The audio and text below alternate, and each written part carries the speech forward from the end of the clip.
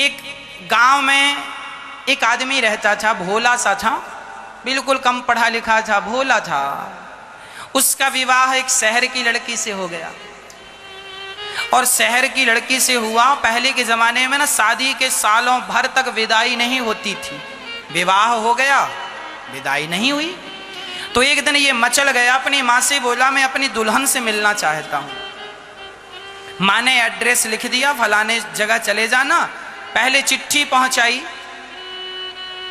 कि दामाद जी आ रहे हैं ससुराल में फलानी ट्रेन से फलानी तारीख को। अब पत्नी को चिट्ठी मिली, ससुराल में चिट्ठी पहुंची, सब तैयारी है, दामाद जी आएंगे। अब माँ तैयार कर रही है अपने बेटे को, ससुराल जा रहा है, सुन ज्यादा बोलना मत, ज्यादा बोलेगा तो लोग समझेंगे बहुत मूर्ख आदमी है, इसलिए कम बोलना। तो उसने माँ से कहा, माँ कोई पूछेगा तो क्या कहूंगा, बोलना बस हाँ ना में उत्तर देते रहना, हाँ ना हाँ ना हाँ। जी माँ।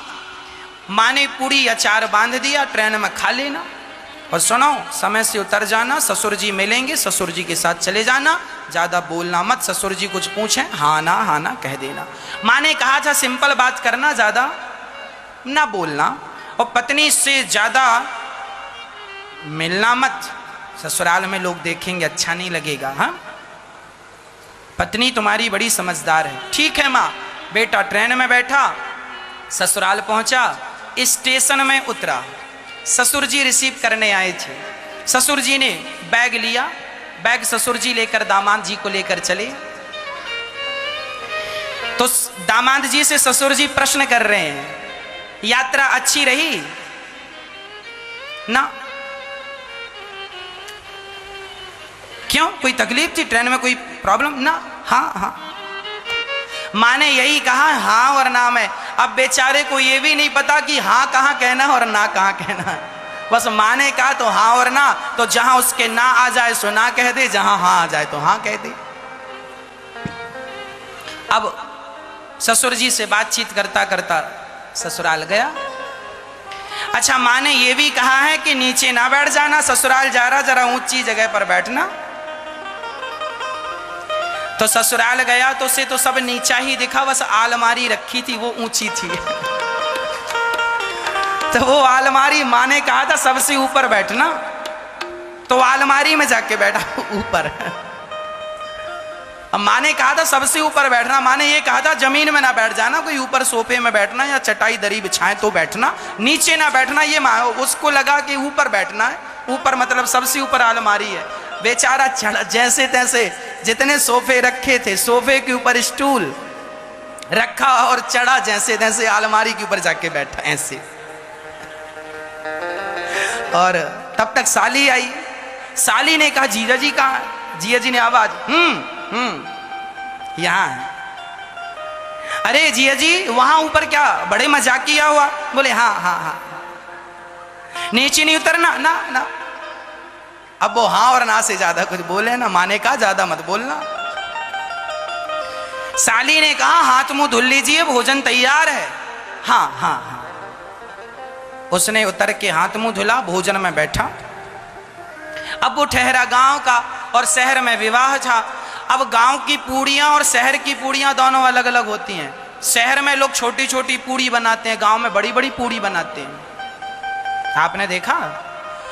अब वो बेचारा बड़ी बड़ी पूड़ी खाने वाला, अब उसकी पत्नी थाली लगाई और थाली लगा के परोसने लगी। उसके थाली में सब्जी अचार सब कुछ था, और पूड़ी उसने 4 रखी। तो उसने एक पूड़ी उठाई, साग लगाई और पूरी की पूरी पूड़ी खाने लगा। एक पूड़ी एक बार में खा रहा है।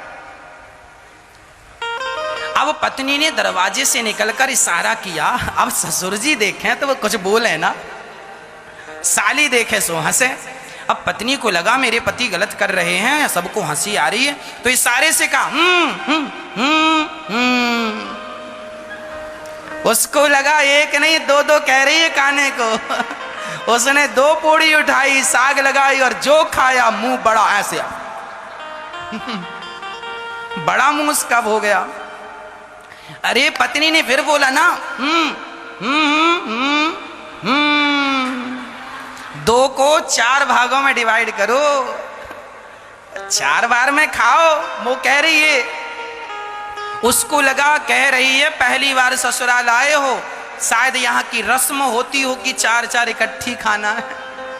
वो उल्टा समझ रहा था, 4 इकट्ठी उठाए, साग लगाए और 4 एक बार में खाए और मुंह उसका समाये ना, पूरे मुंह में पूरी। अब पत्नी ने देखा 4 खा रहा है, ससुर तो देखते ही जा रहा है। और पत्नी ने देखा, हे भगवान कैसा पति मिला, बिल्कुल अनपढ़। तो उसके पति ने कहा, अच्छा कह रही है कि पहले 4 पूड़ी उठाओ और माथे से लगाओ। तो माथे से लगाए, फिर खाए। अब खाए, अब खा पी करके उसके ससुर जी बोले चलो जरा घूम के आते हैं। घूमने चले गए तो वहां एक नदी थी। तो उसने पूछा अपने ससुर जी से, ये क्या है? बोले ये नदी है। तो ससुर जी से पूछा, ये किसने खुदवाई? तो ससुर जी ने कहा, आधी तो तेरे बाप ने खुदवाई थी, आधी हमने खुदवाई। बोले कैसे? बोले हमने आधी ऐसे खुदवाई कि हमने अपनी बेटी तेरे से ब्याही, और आधी तेरे बाप ने कि तेरे बाप ने तुझ जैसा बेटा पैदा किया, दोनों ने मिलकर खुदवाई है। तो हंसने के लिए कोई भी बहाना हो अच्छा है। कुल मिला के हमें हंसते रहना चाहिए, हंसने के बहाने हमें नहीं गंवाने चाहिए।